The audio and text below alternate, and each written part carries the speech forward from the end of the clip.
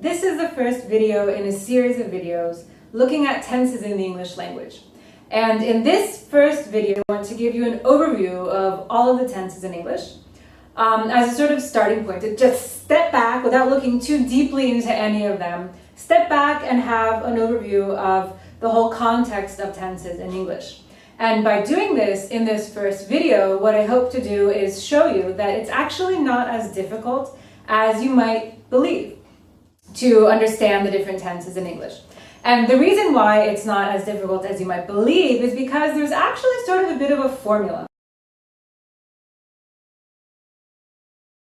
The secret is that in the English language, we don't really have 12 tenses like you were taught.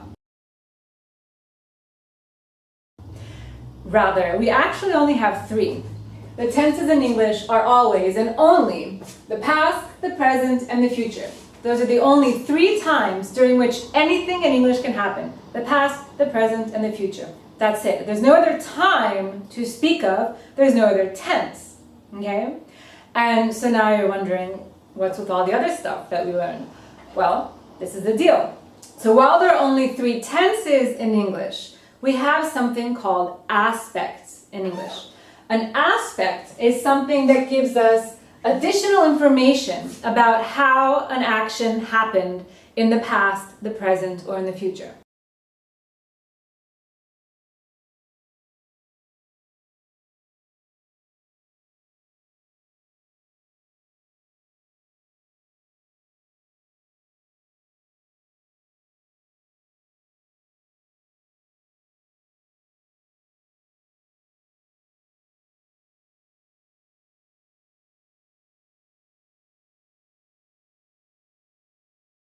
And the 2 aspects, and you'll recognize these words, are the perfect aspect and the progressive aspect. What does that mean? What do they do? What do they tell us? What's this extra information that we're getting by the aspects? The aspects are telling us the frequency of the event we're describing. They're telling us the duration, how long did the event last, and they're telling us the completion. Is it completed or is it not yet completed?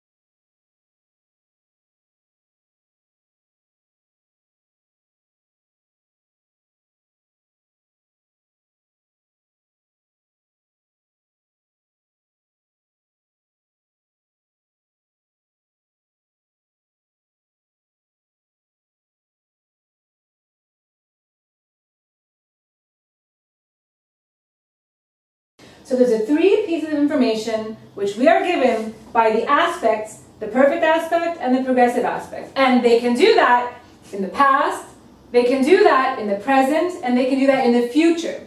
So it's by combining the past, the present, and the future with these 2 aspects, the perfect and the progressive, and sometimes use both of them, that we get the 12 tenses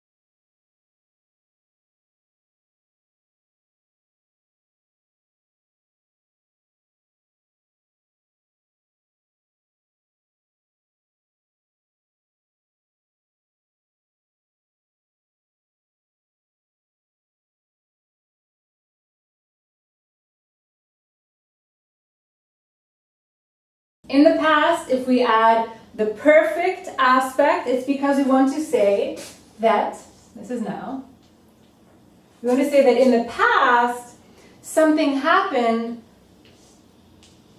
in reference to a certain point in the past. By 2008, I had gone to Rome 5 times. By 2008, I had gone to Rome 5 times. Or I had gone to Rome, I had already gone to Rome before I met Luigi. You're giving extra information.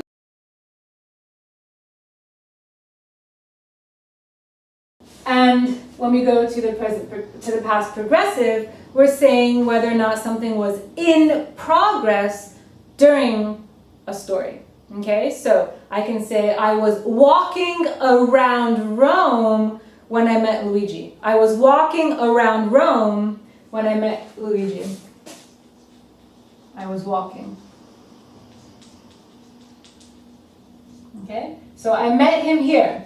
I was walking around Rome when that happened. Past progressive.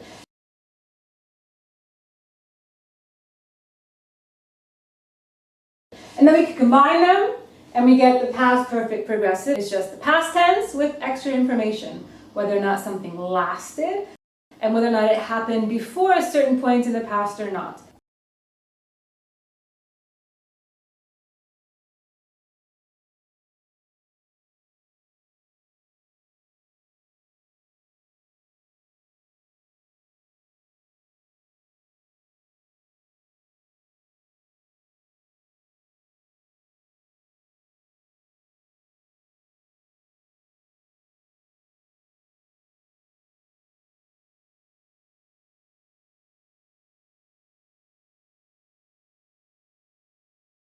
So we're saying how long something lasted before another event.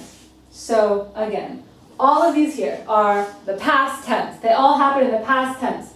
The first one gives us no additional information, doesn't give us any details. And then we add the aspects. We're specifying where and how in the past something happened. That's what the aspects do. They specify where and how in time something happened in the past. Where and how in the scope of time something happens in the present, and where and how in the scope of time something happens in the future. So I don't really want to go through all of these because we're going to get to them in the following videos. I just wanted to show you that there's a logic behind it, there's a sort of a formula behind it, and it's the same all the time for the past, the present, and the future. It's always the same formula.